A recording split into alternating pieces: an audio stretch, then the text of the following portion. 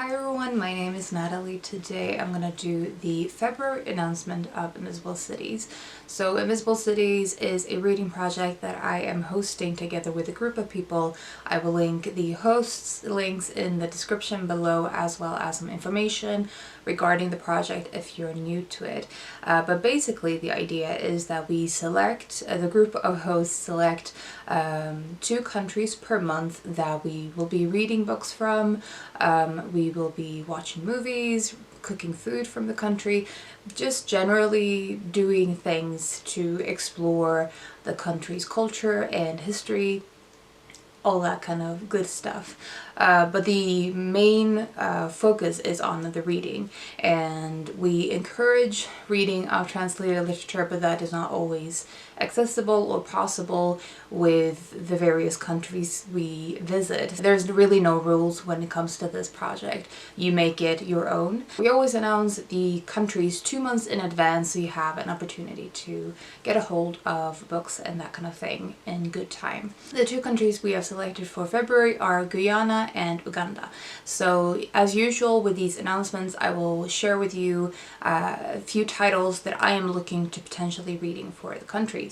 So we have, for Guyana, I wanted to firstly mention a publisher that you might want to check out for this country as a resource. It is Peepal Tree Press. That seems to be doing a lot of Caribbean writing and publishing. And when I was looking for books for Guyana, a lot of their titles came up. So I wanted to mention that in case you're looking for a resource to find books for Guyana, they are definitely a good source to look through their catalog. The ones that I have my eye on is, first of all, Grace Nichols' poetry.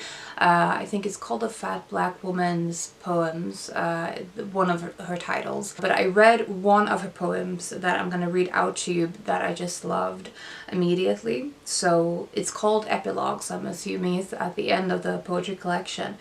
I have crossed an ocean, I have lost my tongue, from the root of the old one a new one has sprung. I was already sold with her poetry, so I really would like to pick up this collection. The other one I have my eye on is one of the Peepal Tree Press publications. It is The Godmother and Other Stories by John Lowe Scheinborn. And this is described as lyrical yet unsentimental stories of the post-colonial experience of Guyanese citizens, chronicling the 60s and towards the present. With short stories in particular, I think is a good way to get a sample of different experiences, different voices, different stories from a country that I'm unfamiliar with. So this is definitely one that I am curious about. The ones that I have my eye on for Uganda, again, I will mention a resource that I found, which is called Femwrite. This is the Ugandan Women's Writer Association, and they, again, seem to be responsible for several publications by Ugandan women writers. So again, a place to look if you are looking for books for Uganda. This is a place to go. I will put links to both of these in the description as well. But the books that I have my eye on, again, we have mostly poetry here. So we have The Price of Memory by Mildred Kinkoko Baraya, and this is described as the subject of memory, remembrance, and forgetfulness resound throughout the collection, what comes out of keeping dreams and trouser pockets ridden with holes. Again, I think you've probably heard me mention that memory is something that I'm really interested in as a topic for writing.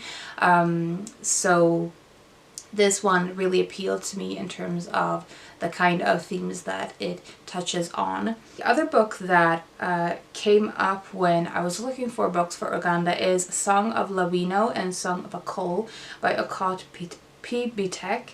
And it's kind of unclear exactly what this one is, but I think it is poetry. And it says it is among the most successful African literary works. Song of Luino is an African woman's lamentation over the cultural death of her Western educated husband, Okol. In Song of Okol, the husband tries to justify his cultural apostasy. So it seems like there's dialogue between the 2 parts, which I found thought sounded really interesting.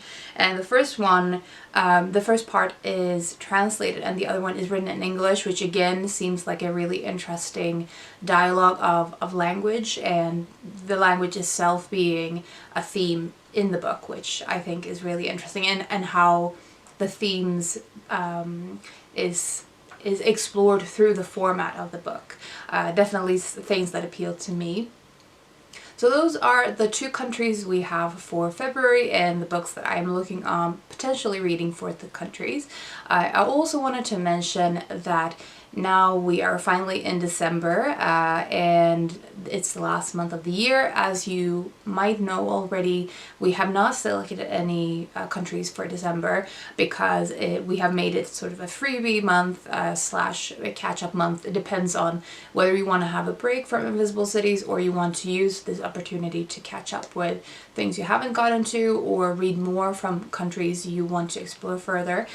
But we have also created an end of the year tag for Invisible Cities, so you can have a chance to reflect on the year's reading project and your progress with it.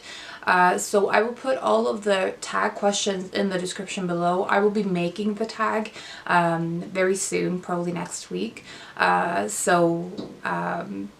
I just wanted to mention it in this video, so if you are at all interested, I would love to see you do the tag. You can either do it in a video format or share it in our Discord or on other social media platforms. If you have made the tag or answered the questions, I would love to hear your answers to them. Link me to wherever you post it.